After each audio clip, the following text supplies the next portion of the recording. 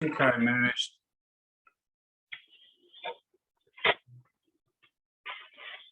Well,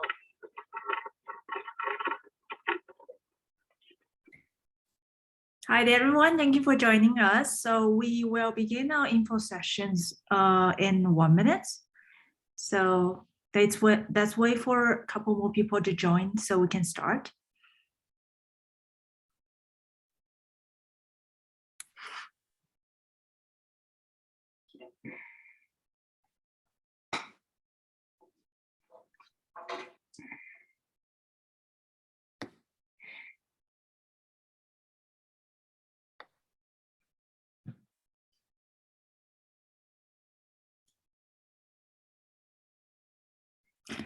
I think we can get started.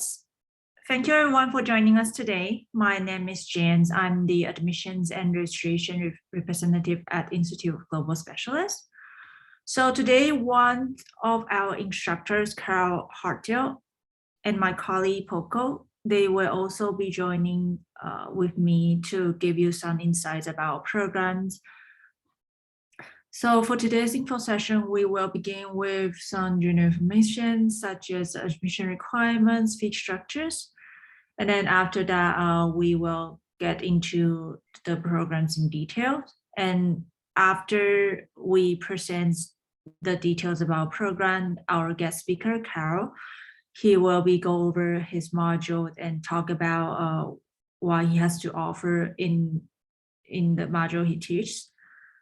So stay tuned for that. And then toward the end, there's a Q&A sessions. We will be more than happy to answer your question at that time.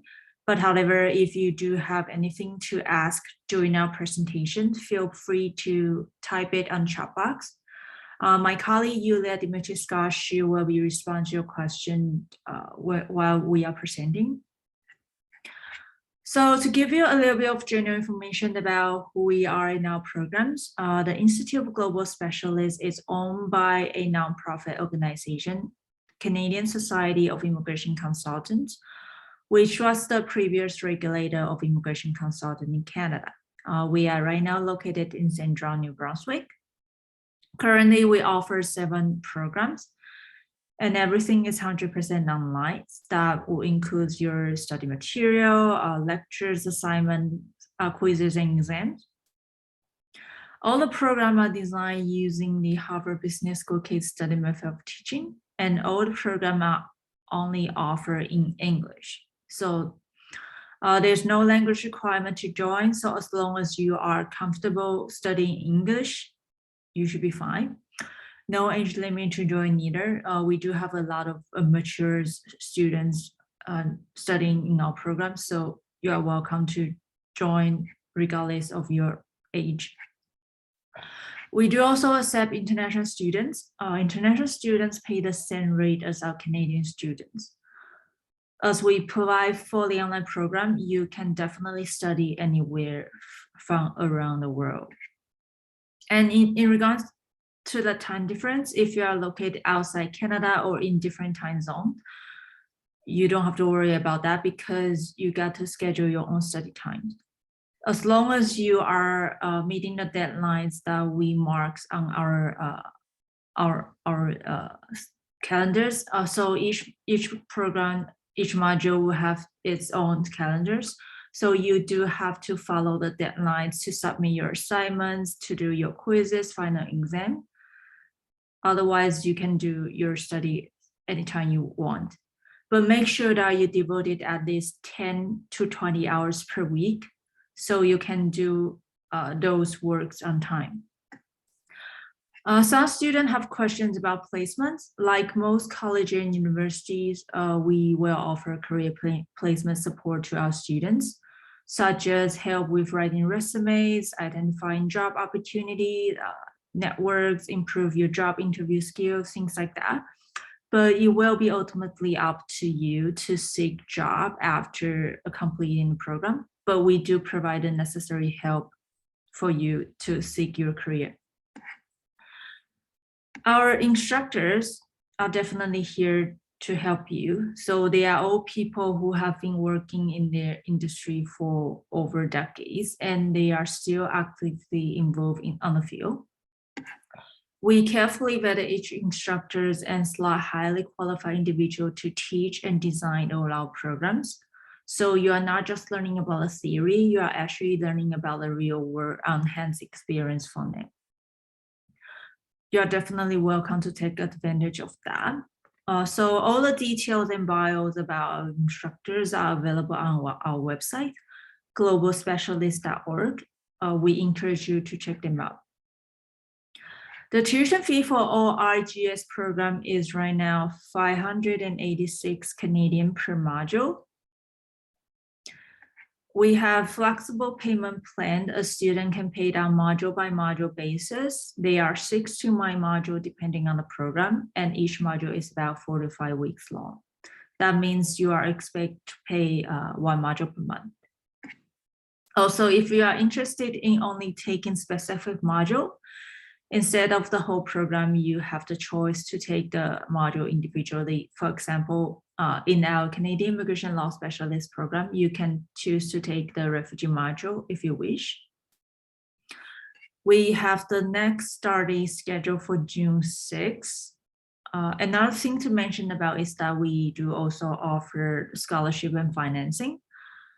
Please contact us for more information after our presentation so we can speak to you on the phone or email you for more detail. Now, I will be talking about each program in detail. I will be go over 3 programs and Paul will be covering the other 4 programs. To begin with, the program I'm going to talk about is the Canada Border Service Specialist Program. This program is designed and taught by former CBSA officers and experts who have over 15 years of experience on the field. This program will enable you with essential border services procedures and prepare you to be a capable professional in immigration, customs, import and export, all concerning border services. This program has 7 modules and is 29 weeks long. So once you complete this program, you can seek employment in public sector, such as CBSA, the Immigration Department of Canada, as well as the private sectors, with the company that deals with the cross-border regulation and processes, especially those importing and exporting companies such as Walmart, Costco, oil industry, or even mining organization, etc. The next program I'm going to talk about is the Global Immigration Specialist Program. So there are 6 modules in this program and is 26 weeks long. This specific program will focus on different global immigration paths through investments, such as purchasing property and business overseas. You are going to learn about over 20 countries that offer these programs, countries like Caribbean countries, European countries, and Southeast Asian countries as well.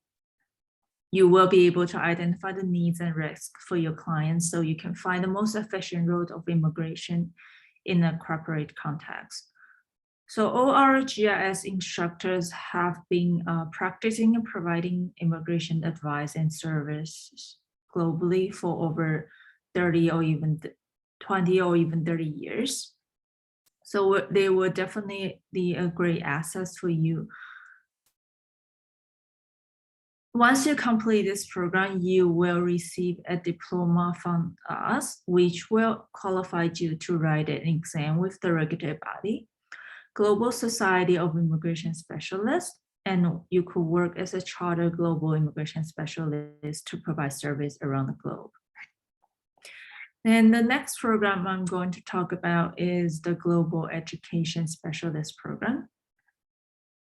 Upon completion of this program, you could work as an international student agent for elementary, secondary schools, university, and colleges to receive commissions from them. And on the other hand, you could work as a consultant to help students and their families with the right admission process to get into the school of their choice. There are 8 modules in this program, and it's 38 weeks long. This program focuses on over 20 countries again. You are going to learn about different levels of education systems in countries like Canada, United States, in European countries such as UK, Germany, in New Zealand, Australia, and as well as East Asian countries such as China, Singapore. This program will cover the immigration aspects, so you could learn how to apply for study permit or visa for your students. It also covers the ethical framework of this industry, so you could do things properly and correctly. It also offers the modules that covers the different financial aids available in different country, different institutions. So you know how to apply for those for your students. Of course, you're going to learn how to build connection with school, so you can become a designated agents in different schools. All our GS instructors are coming from different parts of the world with the amazing backgrounds. They have over 20 years of experience processing admissions. Some are former admission officers and recruiters at post-secondary institutions. Some are experts in processing admissions to K-12 education. So together, we believe they can provide a comprehensive knowledge and useful on-hand experience that you need to become a successful consultant. So once you complete this whole program, you will be able to write an exam with the regulatory body, Global College of Education Specialists, and you could work as a chartered global education specialist. Now, my colleague Paul, he will go over the other 4 programs in detail. Thank you, Jen.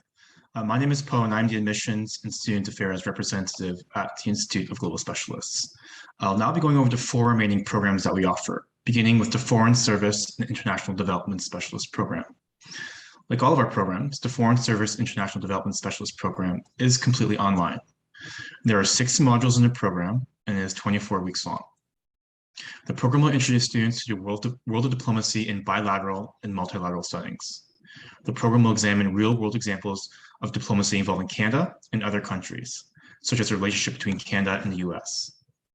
Students will develop essential diplomatic skills, such as intergovernmental negotiation and networking. And these diplomacy skills are not just specific to Canada. They are transferable skills for anyone who wishes to join a career in diplomacy anywhere in the world.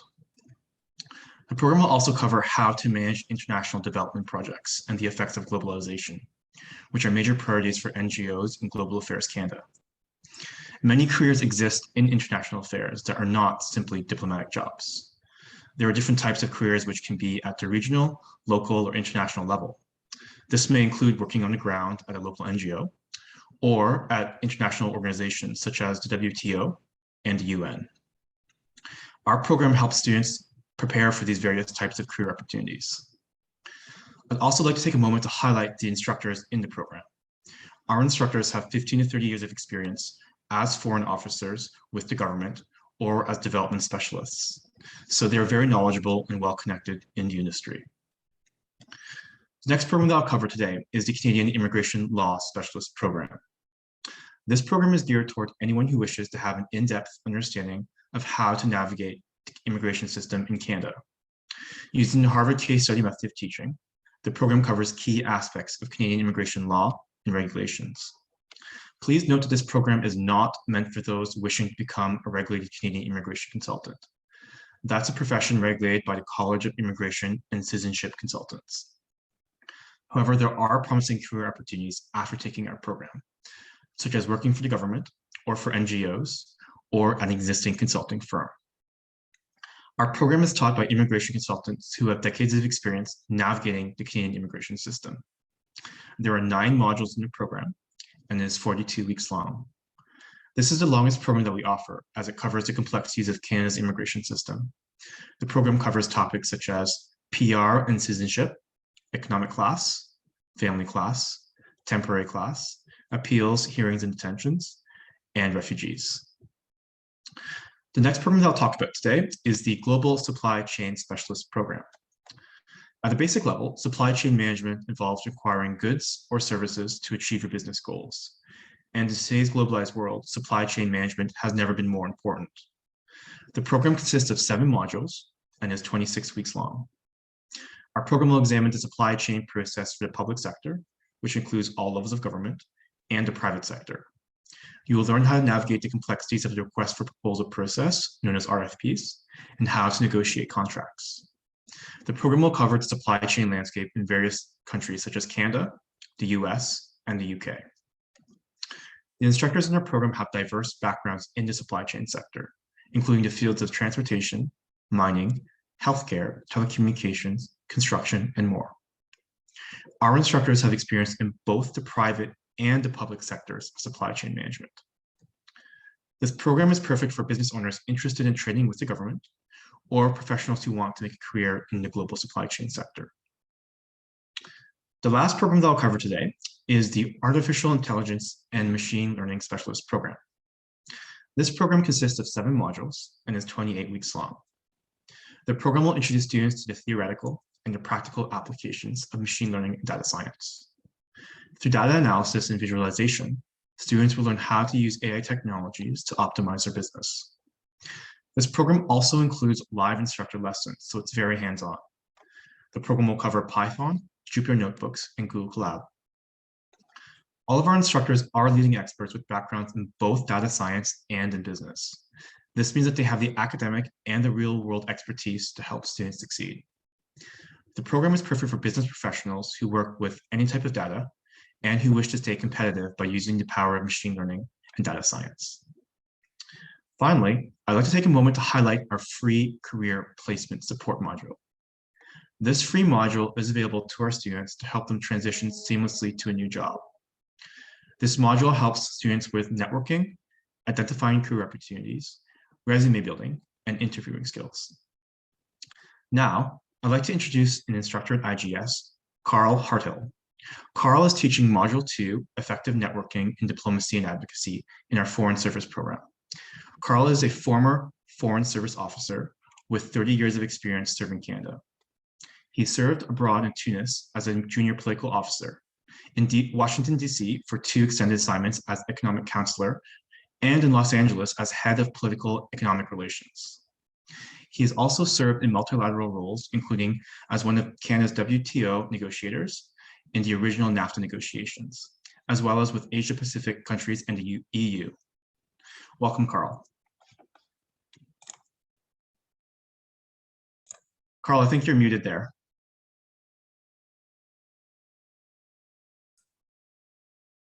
Sorry about that. Can you hear me now? Yes, you're all good. Thank you. Perfect. Thank you very much, Paul, and good afternoon to everybody who may be online here today. My name is Carl Hartill, and as Paul mentioned, I'm a former Foreign Service officer and a career diplomat. I worked for the Government of Canada at Global Affairs Canada for 30 years. So I'm delivering the module entitled Effective Networking in Diplomacy and Advocacy, and although I focus on this from the perspective of a Canadian diplomat working in an embassy abroad, the module content can be useful for participants working or interested in working in other areas involving international affairs in what I term as a modern approach. These may be easily applied in multilateral organizations, in NGOs, excuse me, in the development or human rights fields, and even with international business entities. The module focuses on Canada's relations with the United States as Canada's most important partner and ally, and it uses the US context also because of the complexity of the US governing and decision-making systems. So first, however, I'd like to tell you a little bit more about myself, how I came to be interested in diplomacy as a career, and some of the different work experiences that I've had as a way of strengthening your interest in international relations and related career options. On a scholarship to Brazil when I was 18, I happened to meet the Canadian Vice Consul in Sao Paulo. I was very interested in international development at the time. Now I'm going to jump through a number of different sectors just to show you how I arrived at where I ended up. And I think that will provide some interest here. It's not all about one thing. So We chatted about a range of activities and work that a Canadian Foreign Service officer might be engaged in abroad. He was a lawyer, but in his job in Brazil, his principal task was to provide assistance to Canadians working in Brazil and Canadians traveling in Brazil. This was quite a wow moment for me, and I began to consider a career as a diplomat representing my country abroad. Following a BA in political science at Laval University, that's in Quebec City, I earned my MSc Econ at the London School of Economics. In terms of joining outside organizations, and I know you're interested in that as career development perspective, I joined as a student member at the International Institute of Strategic Studies and the Chatham House, which some of you may know, which is a prominent think tank in London, England. At the time, I also developed an interest for East-West relations, and in particular, Russia. So jumping aside for a moment, my first government job in the Canadian government was in the Canadian Security Intelligence Service as an officer working on Soviet intelligence, the KGB in particular. Moving over to global affairs, called external affairs at the time, I hoped to be able to continue to work in the area of relations with post-Cold War Russia. However, the department had other ideas for me, and that's the way it goes with employers. And I was assigned to an economic division working on Canada's multilateral policies, chiefly in what was to become the World Trade Organization in Geneva. I guess the department figured it would build on some of my other qualifications and background. Again, soon after, another opportunity arose for a first assignment in Tunisia and Libya. Another change. Many Foreign Service officers have first assignments in developing countries or in smaller countries where the work covers a wide range of issues and develops a generalist knowledge on the conduct of international relations. Returning to Ottawa 2 years later, I was again assigned to an economic division. I guess this is how I came to be a Foreign Service officer working mainly on economic policy. By and large, this involved representing Canadian trade interests and policy in international rulemaking, or as we would say, the rules of the road. I want to add here right away, because I think there'll be interest in this area, that during the first few years of my career, the department provided me with Russian and Arabic language training, several graduate courses. I already had a graduate degree, but several graduate courses in economics and in trade law. Now, Paul has provided an overview of my bio, so I don't want to repeat all the things that he mentioned. However, I want to give a few details to demonstrate the wide range of opportunities as well as the possibilities for advancement within the Foreign Service. So 5 or 6 years into my career at Global Affairs, I was nominated as one of Canada's negotiators at the WTO, which, as some of you may know, is a UN-based organization. This involved leading up to 9 different government departments to advance Canada's policy interests. Networking within our own government and with foreign governments was an essential skill. Figuring out who to talk to was also key. Effective communications, or how to get your point across, required strong background analysis of other countries' policies, as important as the communication skills. These are all part of multilateral affairs, of course, but when it comes right down to it, most of what you do in the multilateral arena is actually bilateral, in the sense that you're talking to one country at a time, sometimes several, but the point is you're carrying out activities on a bilateral level with multilateral objectives in mind.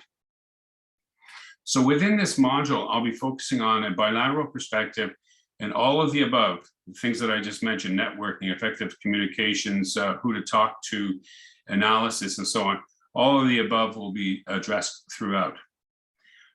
While I was convinced my career would keep me within the multilateral policy area, management determined that I should go to Washington to promote and defend Canadian interests on US economic and trade policy issues. I won't go into further into that. It's in the bio, and as I said, Bo has discussed some of that. Currently, what I'm doing is I'm working on US affairs, I should say writing. I'm also focused on extremism and threats to democracy. Okay, so a little sidebar I thought that might be useful about jobs in Global Affairs Canada. At entry level, you may be assigned to work on relations with a particular country. This will be, as it was in my past, somewhat generalist in approach. The department may wish to have your specific expertise, but it may wish to form you to better deal with areas beyond that. Another point I'd make is that we don't know everything, of course. In fact, one of my first managers told me that I would only use 10% of what I had learned in university. The other 90% was essential for the job. So take advantage of those learning opportunities along the way. Of course, I'm talking about Global Affairs Canada, but the same would exist elsewhere in international organizations and most likely within NGOs. And to some degree, you can design your own career by planning where you want to work.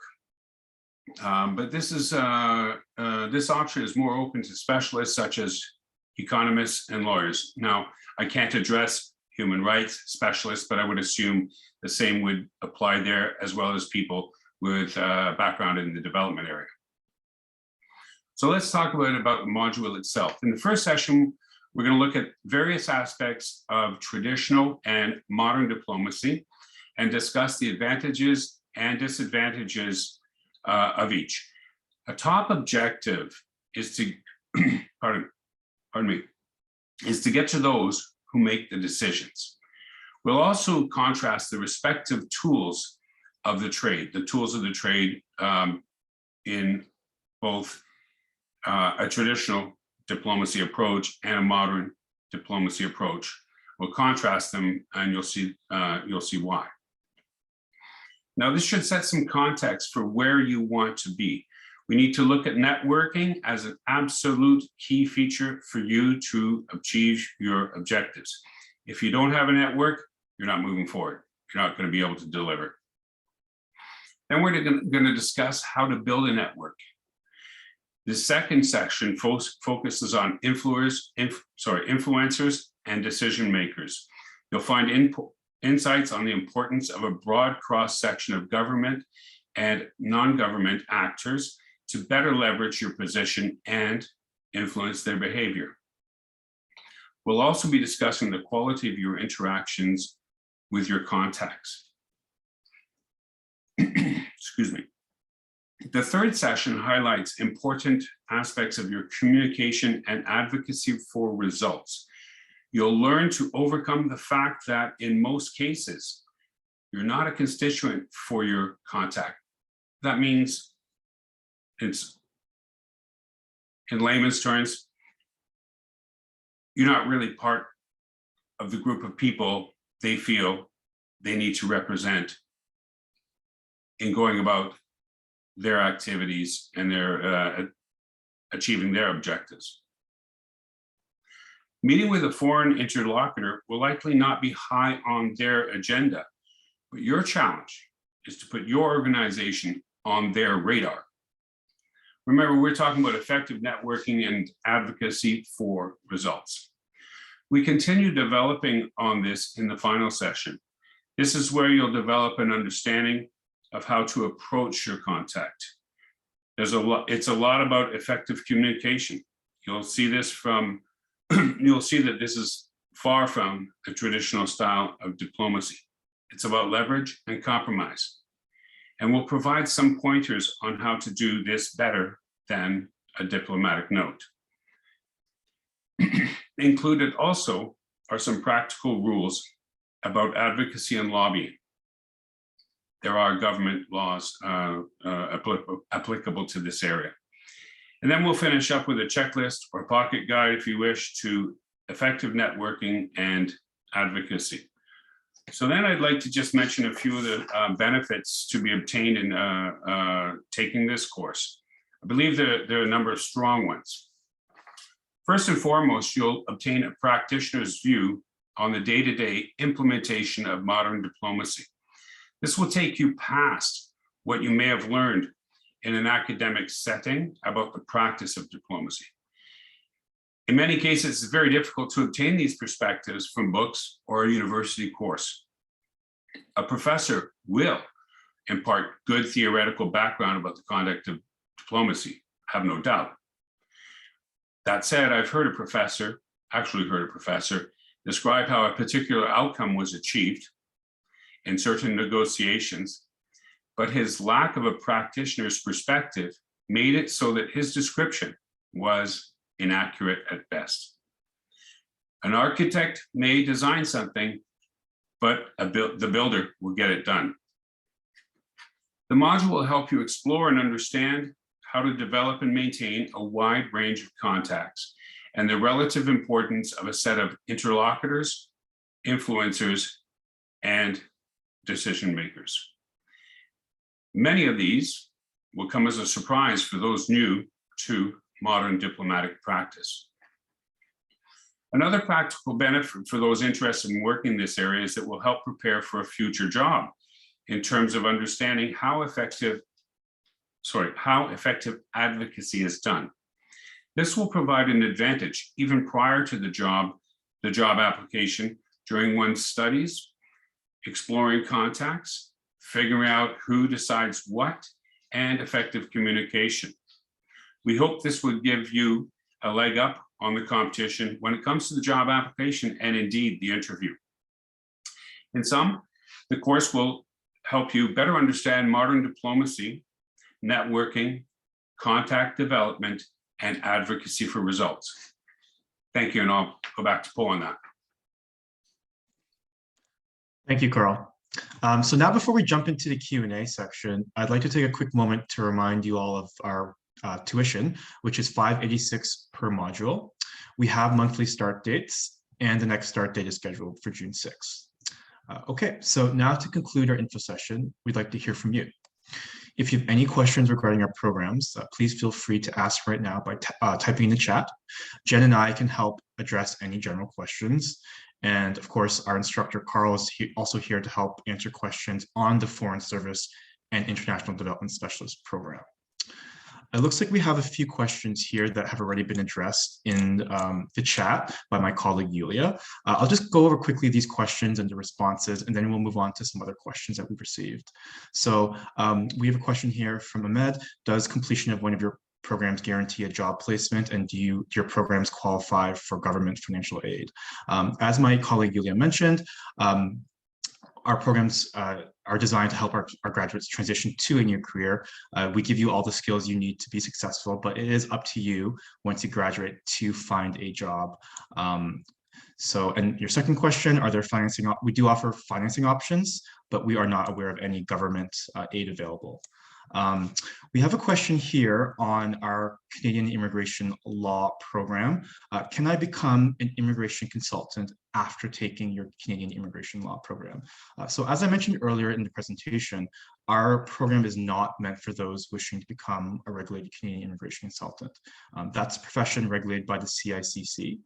So if you have questions on that, please contact the CICC directly. But there are career opportunities after taking our Canadian immigration law program, such as working for the government or for NGOs or an existing consulting firm. So our program is taught by immigration consultants who have decades of experience. So you are going to learn all the major topics of Canadian immigration law and regulations. Okay, so we have another question here on the Foreign Service and International Development Specialist program. So maybe Carl can help provide some clarification as well. So what types of jobs could I get after taking your program, the Foreign Service program? Now, I know, Carl, you did touch on the types of jobs that one could get. I'll just go over a few that we are aware of, and maybe you can elaborate afterwards. So some jobs that you could get include being a foreign service officer at Global Affairs Canada, working at the provincial or federal level, for example, a protocol officer, or you could be locally engaged staff at an embassy or a consulate. And of course, outside of the government, there are jobs in other sectors such as NGOs or international organizations, or you could be a lobbyist for a corporation. So there are a wide range of jobs available. Carl, did you want to perhaps provide some additional insight on that question? Sure. I think one of the things that I was trying to get across is that perhaps not in enough detail was that a lot of what is in this particular module, can be applied within a range of different organizations. And I'll just give you one example. For example, a lot of companies with international operations actually have what they call government relations experts and government relations divisions. And people there would need to acquire similar background, similar skills, similar and conduct similar activities to those that are done by a foreign service officer within a foreign affairs ministry. So that's just one example.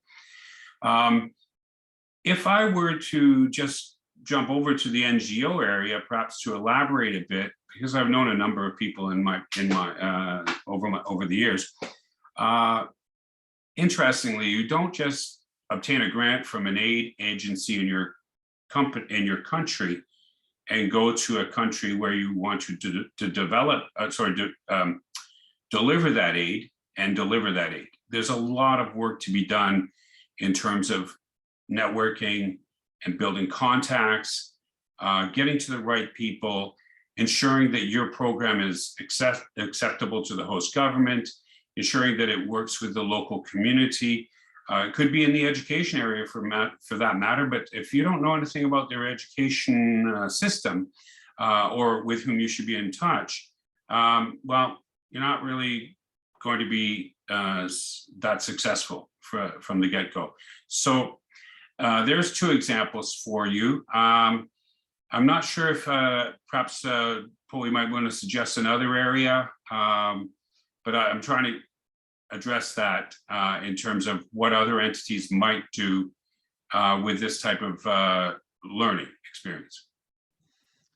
Thanks, Carl. Yeah, as you mentioned, our program, it doesn't just cover becoming a government employee. There are much more, many more opportunities outside of that, as you mentioned, NGOs and working with international organizations, or even at the local level. So our program does give you the skills to be successful in various areas, and these are transferable skills, as you mentioned, Carl. So that's good. That's a good question, and it's a common question that we do get. So another question that we've received about the Foreign Service International Development Program is regarding their status. So I'm not a Canadian citizen. Can I still work in this field?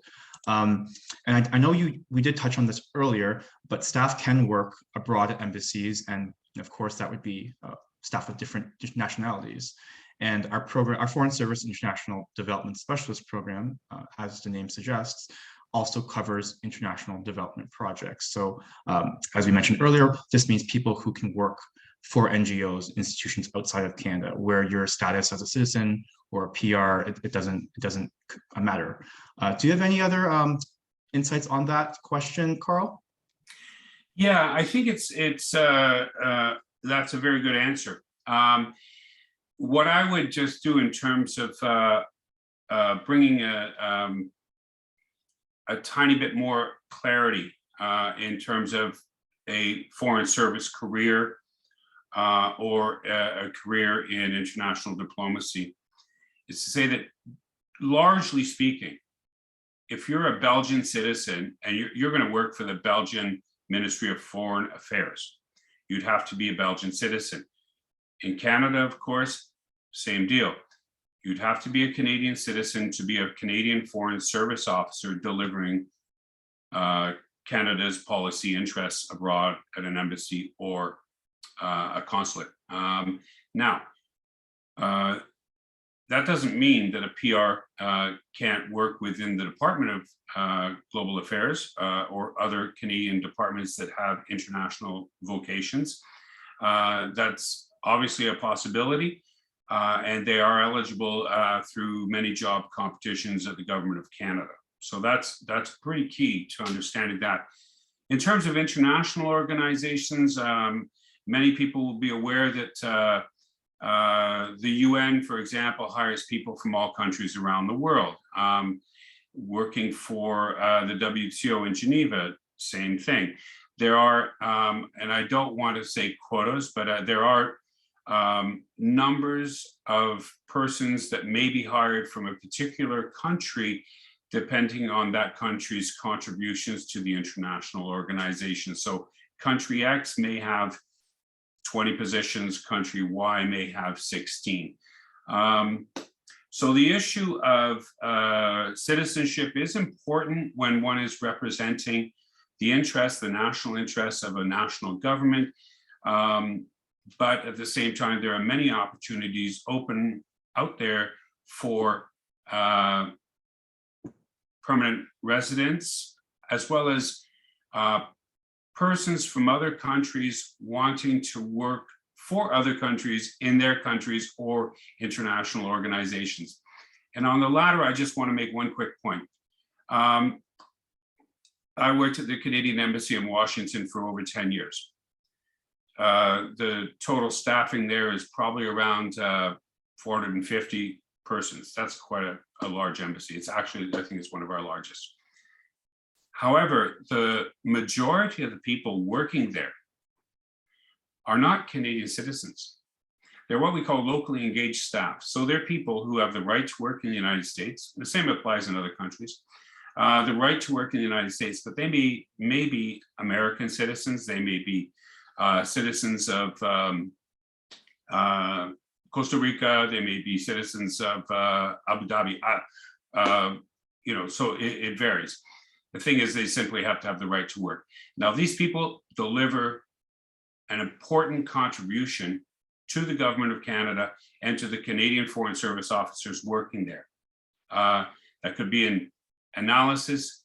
They also assist on advocacy, and they assist on, generally speaking, obtaining or attaining our overall goals when we're working in a foreign embassy and when we're trying to deliver our policy interests.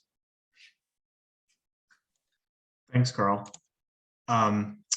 So we have one more question here about the CBSA program, and maybe Jen can provide some clarification on this. Can I get a job with CBSA after taking your program? So first off, I'd like to clarify that our program is not related to CBSA. In fact, no school is recognized by CBSA since CBSA conducts their own training. However, our program is taught by former CBSA officers who have many years of experience, direct experience with the CBSA. So the program provides students with the knowledge and skills to apply to the CBSA and become an officer. So after you graduate from the program, you will have a leg up in the CBSA application process. Jen, do you maybe want to go over some just general information about the CBSA program, just the duration and how it works? Sure. So the CBSA program is there are 7 modules included, and the total length is roughly 7 months. So ideally, you will complete 1 module per month. So how it works is that it's going to be 100% online, like all the other programs that we offer. You're going to learn everything on our portal. So all you got to do is you get to schedule your own study time. So when you're enrolling in a modules, make sure that you spend at least, I would say, 2 to 3 hours per day or 10 to 20 hours per week into your study. So make sure that you submit your works on time. So we do have deadlines in each modules and in different programs as well. So you got to make sure that you meet those deadlines to do your works, to submit to go through your exam, quizzes, things like that. You should be good. Thanks, Jen. Looks like we have another question here. Are there any full scholarships for the programs? So we do offer scholarships, but they are on a case-by-case basis, and they are part of the application process. So Jen, do you want to just explain quickly the application process and how it works? Yeah. So to apply to our program, any of our programs, please go to our website, globalspecialist.org. There's a page that you can enroll and fill out your general information and then submit a copy of your resume. If you are looking to apply for the scholarship, make sure that you also submit a copy of statement of intent. So telling us why you are interested in joining our program, why did you choose this path, what did you wish to get out of the program, things like that. So, and make sure that you submit a application fee $175. So once we receive the applications, we will review and get back to you within 48 hours. Thanks, Jen. It looks like that's all the questions that we have for today. So before we wrap up, we, of course, encourage you to check out our website and read about our instructors. Of course, we're very proud of our instructors, and they have been carefully chosen for their expertise and real-world experience. In addition, we also offer free demo modules of each of our programs. So if you are interested in a specific program, you can explore it for free, the demo module for free, to see how it works. To request access to a free demo module, submit a request on our website or email us directly. Our website is globalspecialist.org, and you can apply online for the June 6th start date. You can also email us at info@globalspecialist.org or call us at 1-888-228-4598. So if you do have any questions that you think about after our presentation, please feel free to let us know. But for now, we do thank you for your time, and we hope to hear from you soon. Goodbye.